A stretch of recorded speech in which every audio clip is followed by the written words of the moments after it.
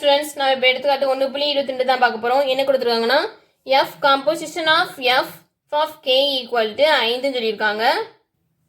F of K equal to 2k - 1 எனில் கேயின் மதிப்பை காண்கன்னு சொல்லி கணக்கு கேட்டிருக்காங்க.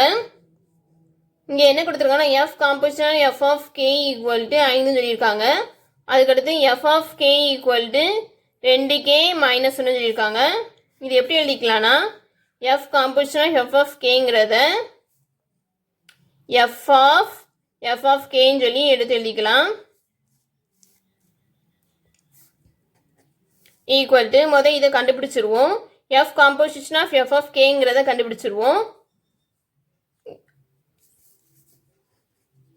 எஃப் ஆஃப் கேங்கிறது என்ன கொடுத்துருக்காங்க கணக்கில் 2k - 1 அப்படியே எழுதியாச்சு.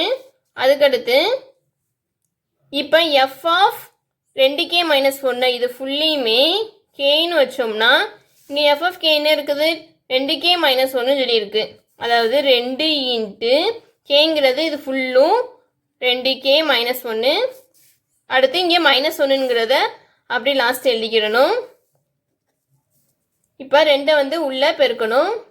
4k - 2 - 1 என்ன கிடைக்கும்னா 4k - 3. இப்போ F composition of F of கேங்கிறது 4k - 3ன்னு சொல்லி வந்திருக்கு. இப்போ கணக்கில் வந்து F composition F of K equal to 5ன்னு சொல்லியிருக்காங்க. இதிலிருந்து 4k - 3 ஈக்குவல் டு 5ன்னு சொல்லி எழுதிக்கலாம்.